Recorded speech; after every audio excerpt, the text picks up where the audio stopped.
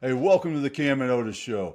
We're a father-son business podcast where we talk with other lifelong learners about making an impact and solving big problems. And Camden, what's going on with your schedule today? You all over the map? Not all over the map, just only social media, believe it or not. I'll be on that computer for the next 10 hours getting all the clips out for the week. So nice fun day at the office down here in Tucson. How about you? All right, Barry, got to be in that creative mode today. So folks, yes, Camden writes all that copy, and thanks to your English teacher, and I just drew a blank on her name. Oh, Odenbaugh. Mrs. Odenbaugh. Mrs. Odenbaugh, thank you very much for teaching him the proper grammar. That is so important to get the message out. We all know how much grammar matters on social media. Yeah. My grammar is non-existent.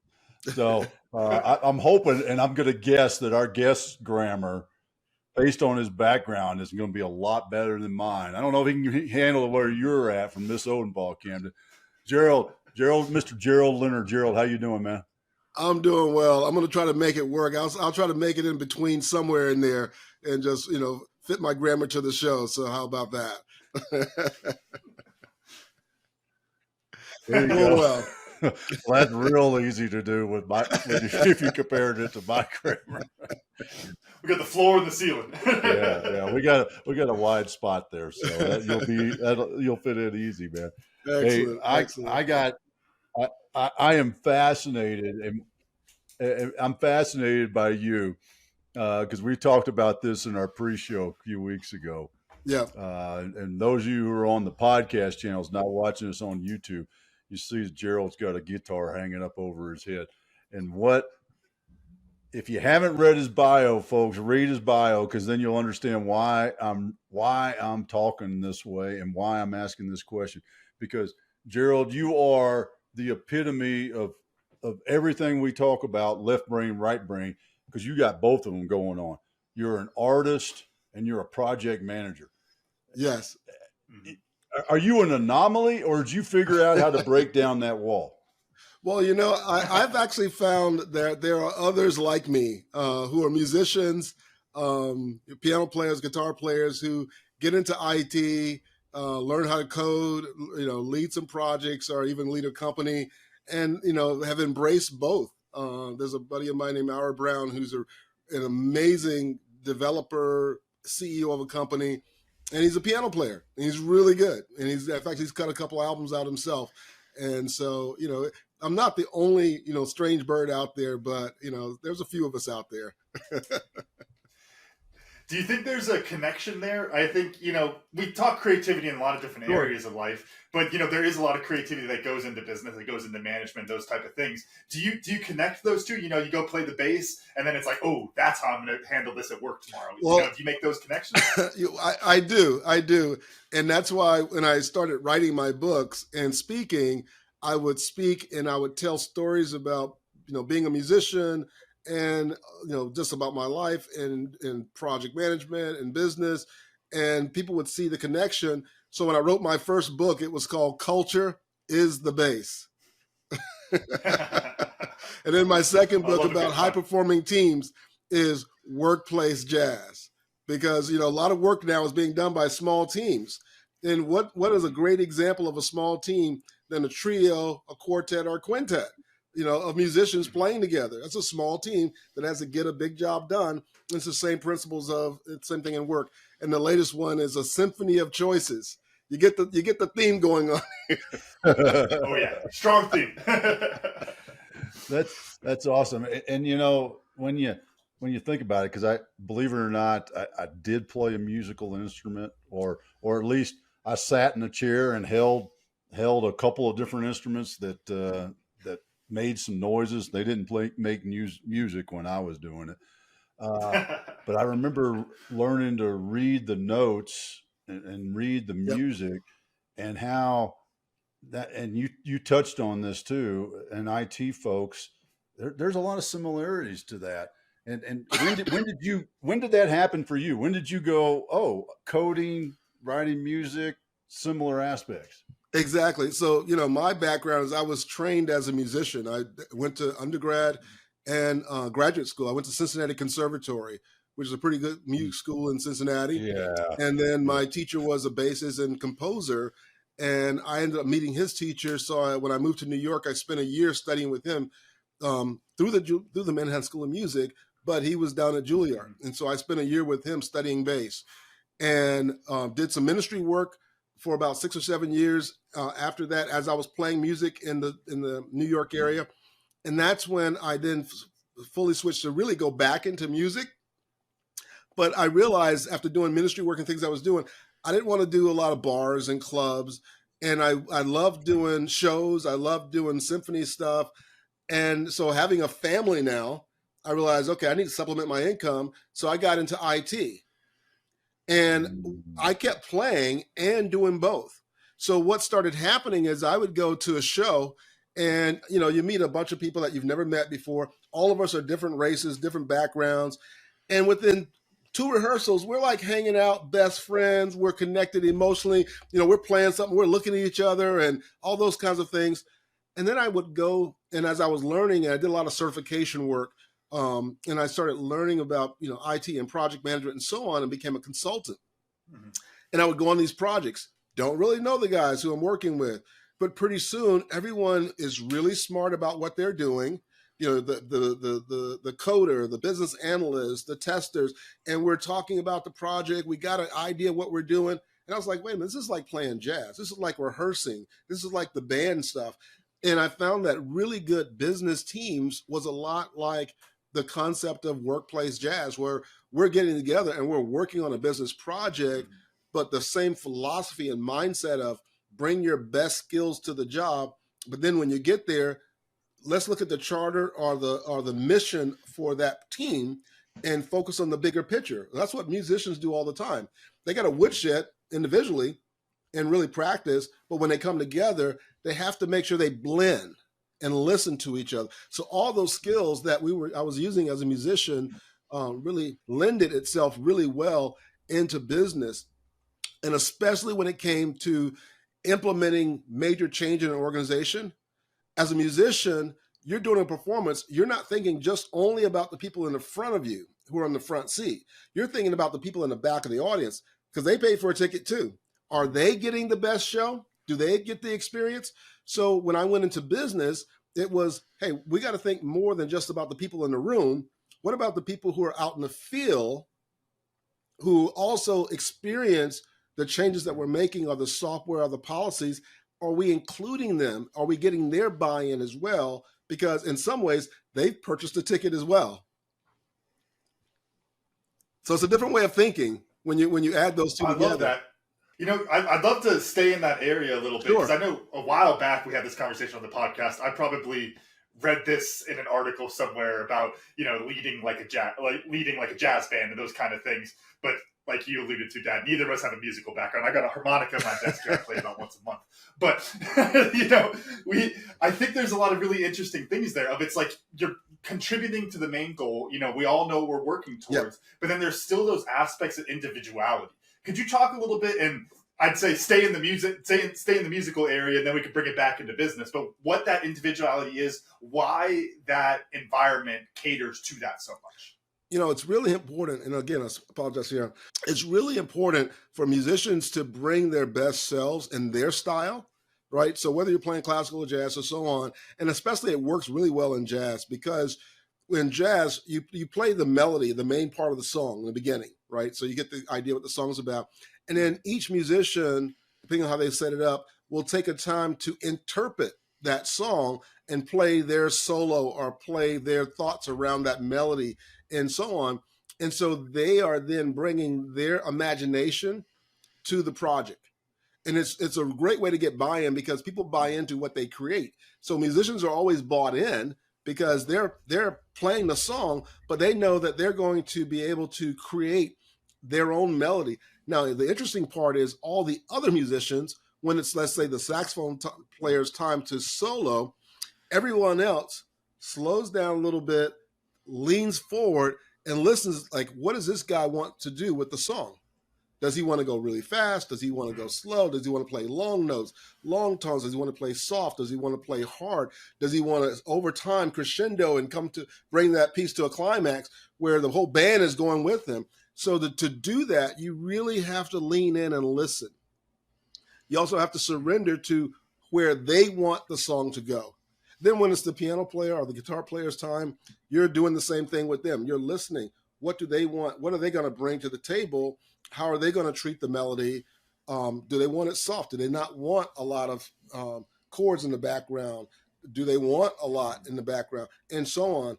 And so, that can easily be translated into the business world when you think about, on a project, whether you're doing software development or construction or whatever, when it's that group's time to lead, then everyone else on that project team should be leaning in and listening to what their needs are so they can support them through that process. And again, that's what I found to be a part naturally of some of the best teams I've worked with.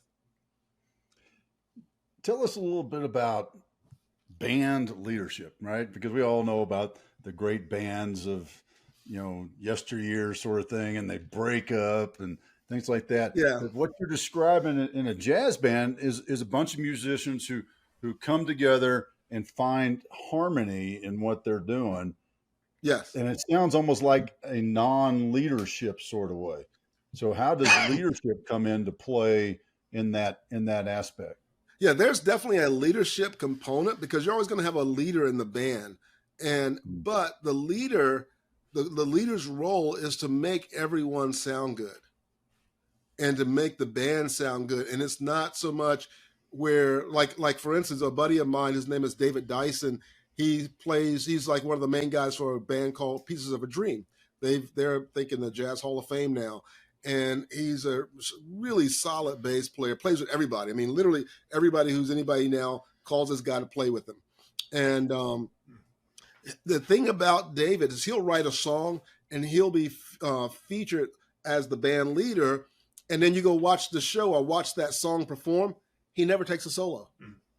He's just simply laying down the bass and just holding down the band and making sure everyone else who's going to be stepping up is sounding their best. He makes sure that he modifies what he's playing to support them. So I really learned even just watching how he leads from the back, right? And it's a servant leadership model, but it's always, especially as a bass player, their whole focus is I got to lay down the bass, make the groove happen, and then support everyone else and really make them sound their best. And to me, that's what leadership is about. It's leading by example, leading by modeling, but then leading in a way that everyone that when it's really, really good, it's not just you're not the only one getting the praise. It was a team effort, right? It was a team effort, and that's what it should be. That makes me think, of course, my mind's going to rugby a little bit on this, but it's where you have to, there's obviously the individual components of it, but it's all about coming together as a team. Yes. Inside of rugby, you have this thing where you get hit in the mouth constantly. It's 80 minutes of getting the crap beaten out of you by another person. And so it's really hard to have that ego. It gets literally beaten out of you. That's true for a lot of sports. What is it about jazz that, creates that kind of a culture to where you get those type of leaders? Like, is there something natural that has to do with the environment that breeds that type of leader?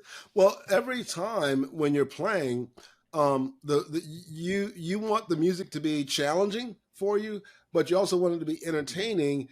And as a leader of a band, you want to make sure that you're bringing your best self to the game. Because if the other musicians are getting better, and you're not getting better, you're not going to be the leader very soon.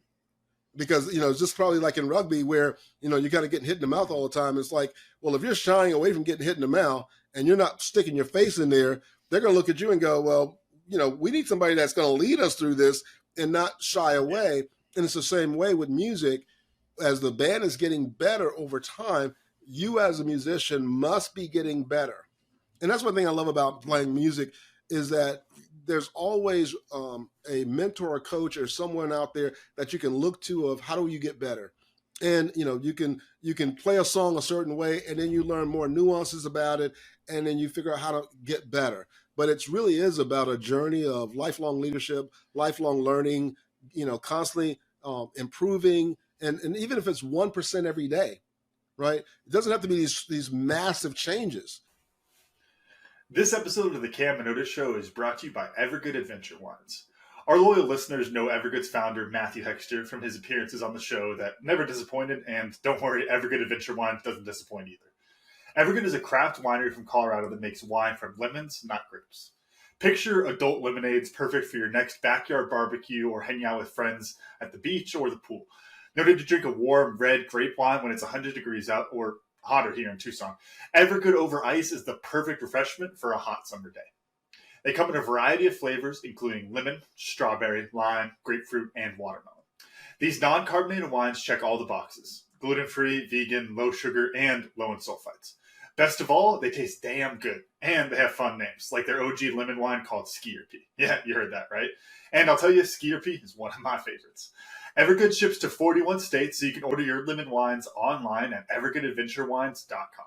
Plus, Matthew is offering 20% off for our listeners. Just use promo code CAM-OTIS at checkout to get 20% off and start enjoying these amazing lemon wines.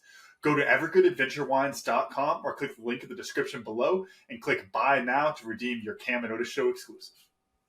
All right, so when I think about going from the business side to music, one of the things that I obviously, that music was the main impetus of how I was trained. But once I got into business, there were so many skills and things I learned, especially, I did a ton of Microsoft certifications. Then I did a lot of additional training with the Wharton School, with Cornell, University of Berkeley, California, PMI certifications.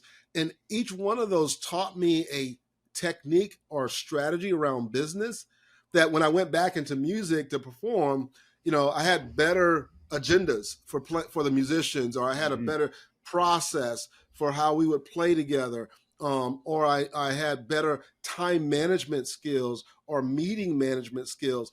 As I studied neuroscience, I began to understand how I could shape the conversation to create a very positive environment. So when we came together, we would all be on the same page. So, there's so much that can be learned back and forth between each other. But I would say, again, this is just me as a musician.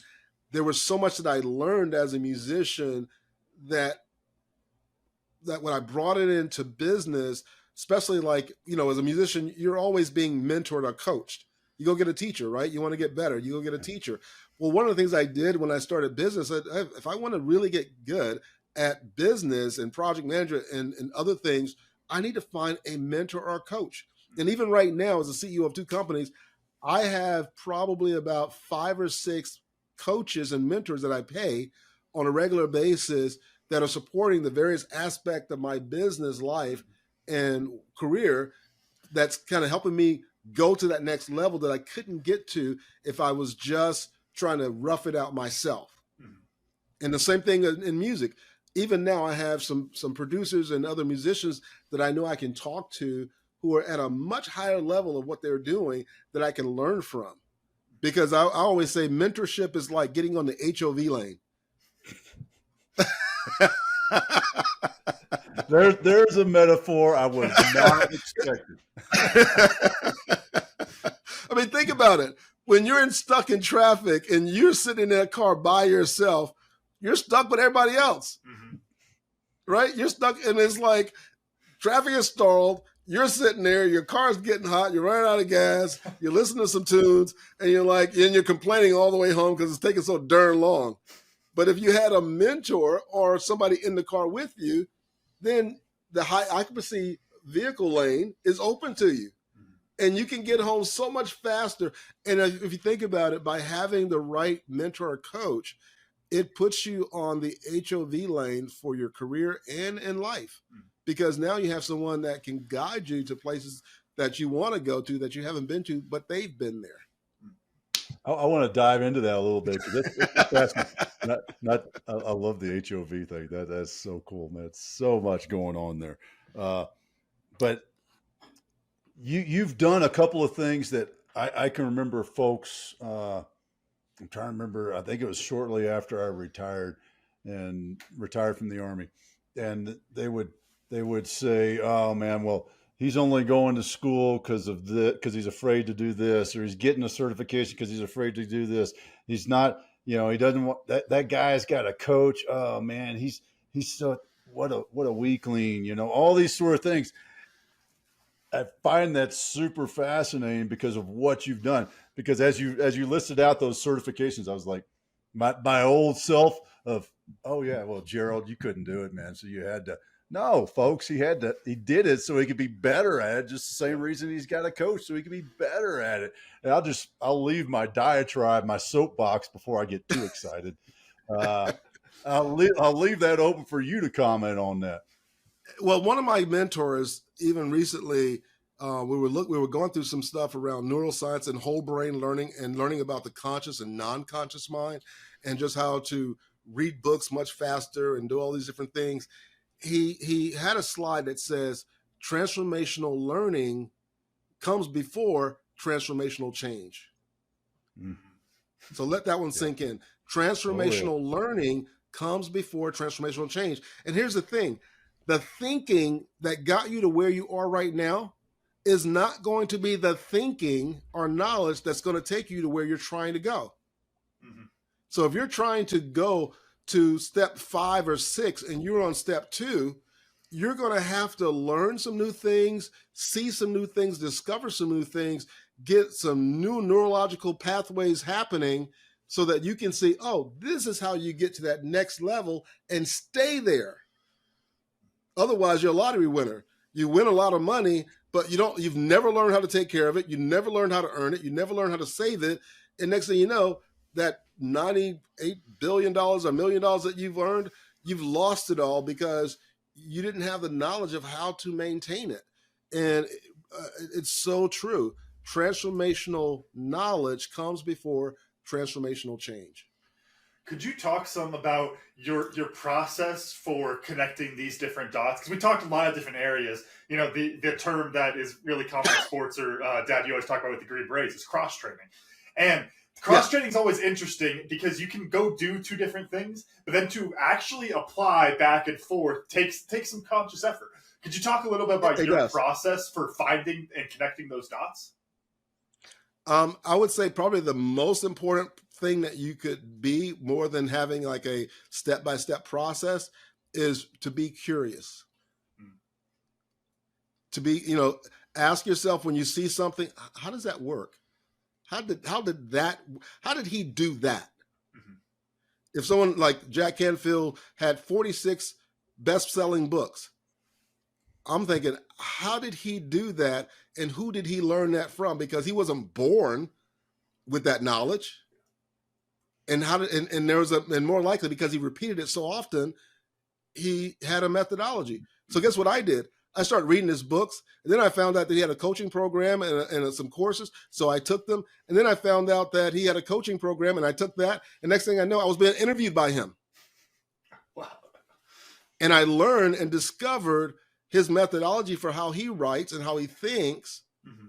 and who he was working with, because again, it wasn't just him. He was working with other people who knew just as much or more about the book industry that educated him. Mm-hmm. So a lot of times when we just look at it on the, just a quick glance at it, we're thinking, oh, I could never be like that. Well, he puts his pants on like we do. He's just a human being.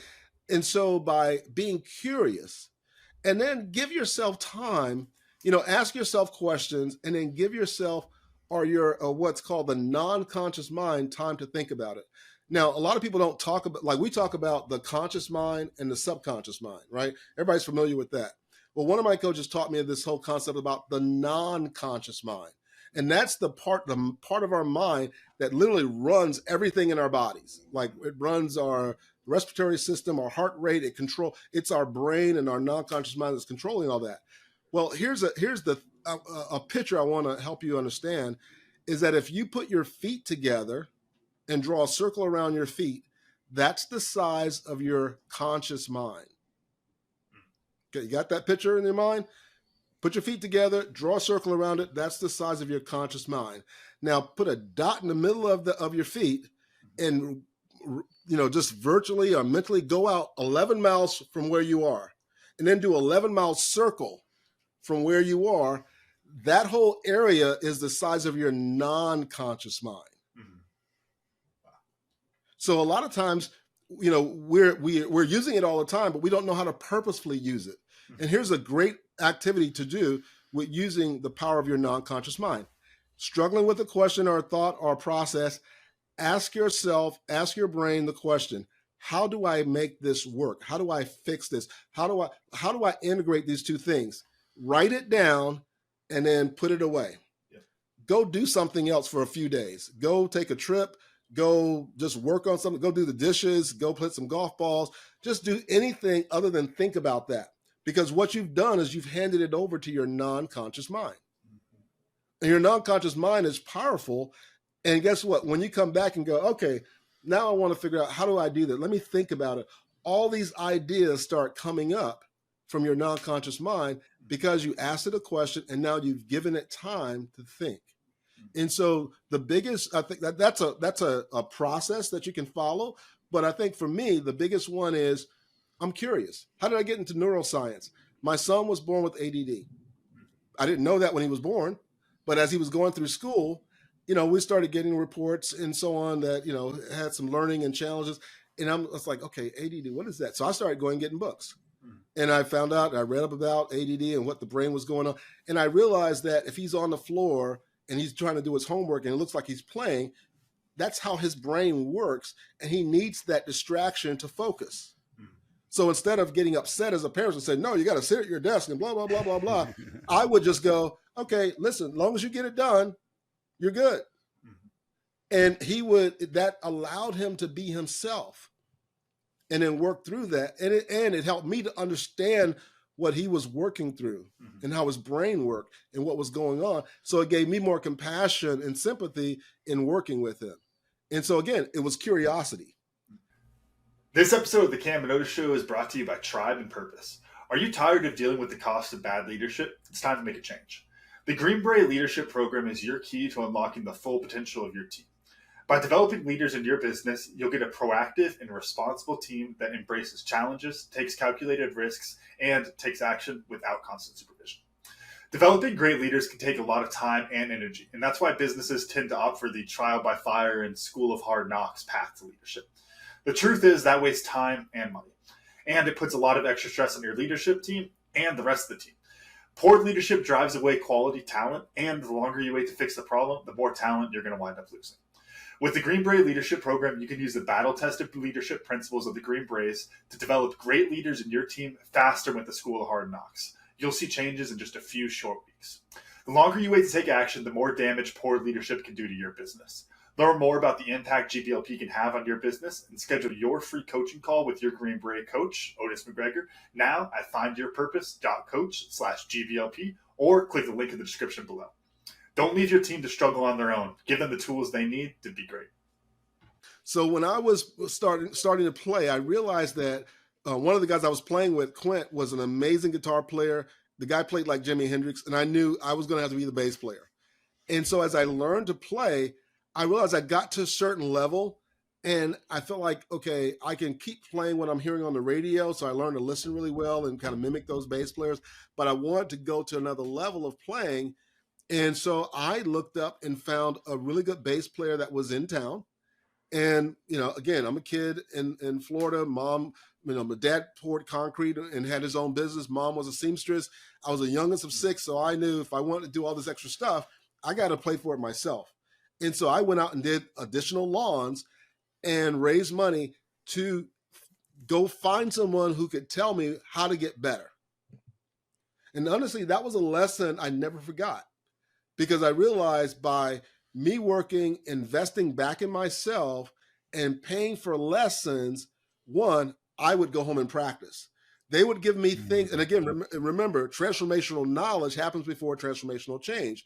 So they were giving me this new knowledge of how to play the bass, how to understand it, how to play scales, different types of modes, and all the different ways, fingering techniques. My playing elevated to then, by the time I made it to high school, I was playing in the bands and in the school bands, and was able to go from that to college and get a scholarship playing music. And when I went and did my master's playing classical bass, I was working with the Springfield Symphony Orchestra in Ohio. I was on full scholarship at Cincinnati Conservatory because of that.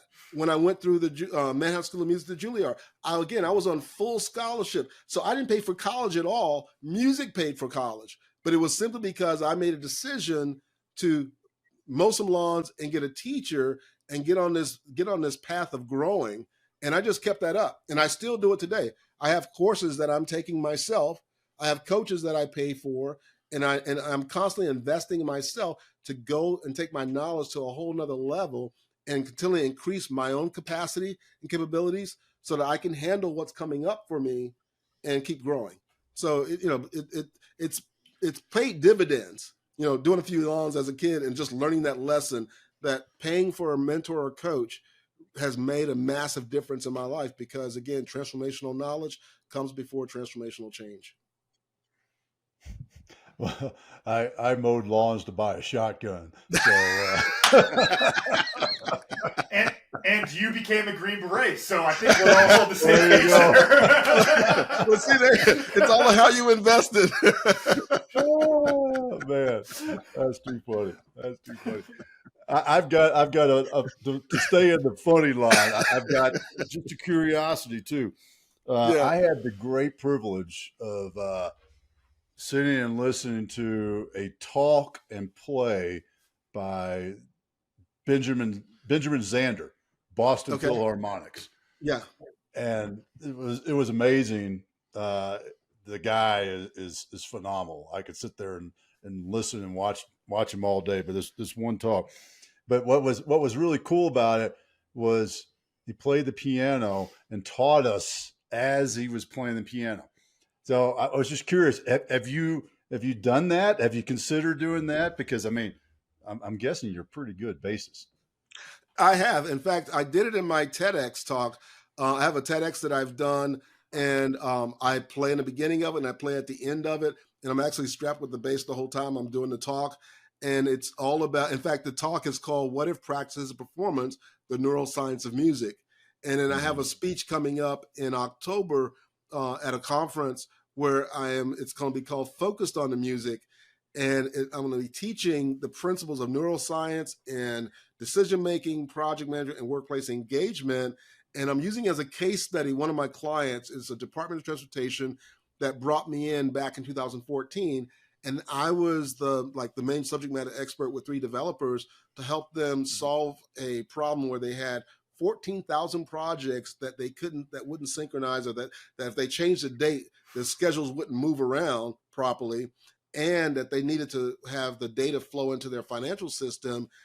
And it was those 14,000 projects were responsible for a $16 billion road construction budget.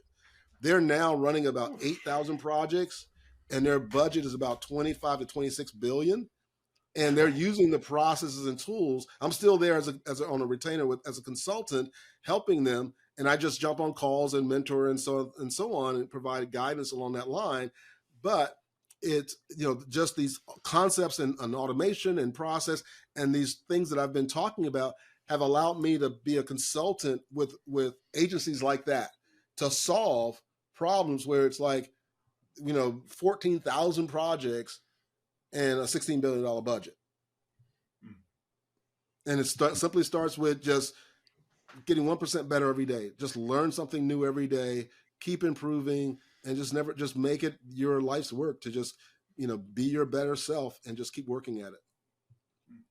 So I'm going to preface this last question. I'm going to need an answer on this, Gerald, because I have a feeling you might try to play the political game and get bit here. I want to know what the coolest instrument is. So we got the saxophone. That's got to be up there. Thinking of I was thinking of the solo with "Turn the Page," Bob Seger. Oh my gosh, that's amazing. I've seen Buddy Guy in person a few times playing guitar behind his back. The dobro slide guitar. That's pretty darn cool.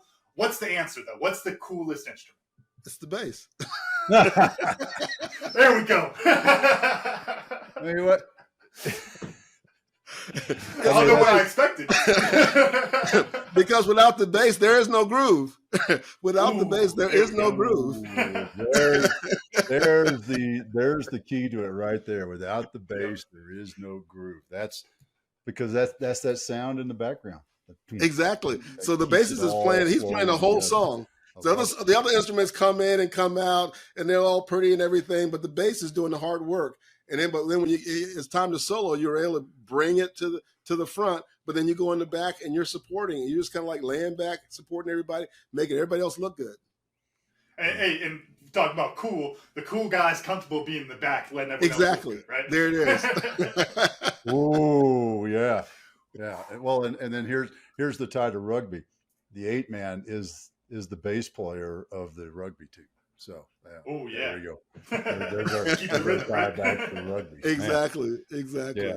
But I gotta, for me, what I learned in sticking with the cool attitude is the HOV metaphor. Dude, that is just that one. I love that because it's so true. I mean, how many times we all sat there and looked over at that lane and gone, I should have picked up a rider, or I should have rode with so-and-so or whatever. And I'd be in that HOV lane flying down. That's the same as if you got a coach or a mentor, somebody who's been there to help you move and accelerate to get to where you're trying to go, achieve those goals.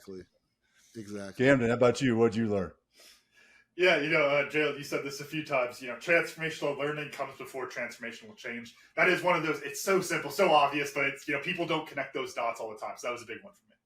Exactly. And what I learned was about the 8th man in rugby. I didn't know that.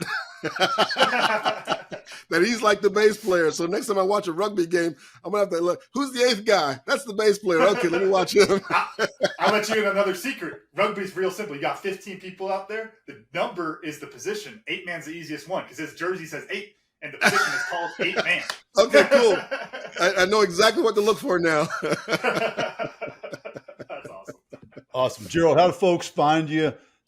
See what you got going on, see where you're playing your bass next? Sure.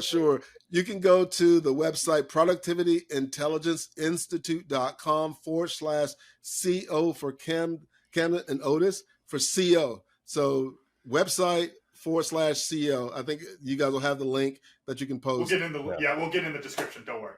Exactly. And everything's there. There's a free giveaways. If somebody wants to contact me, they want to connect with me on LinkedIn, there's information about my new book, Symphony of Choices, and just everything that you need for listeners.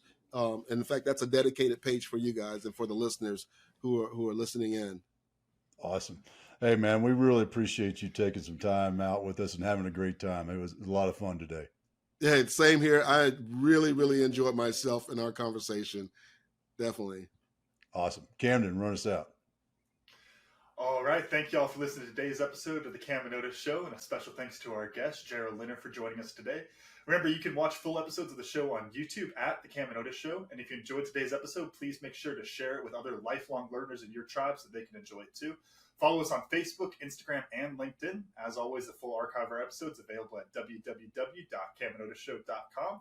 Thanks again, and we'll see you all next time.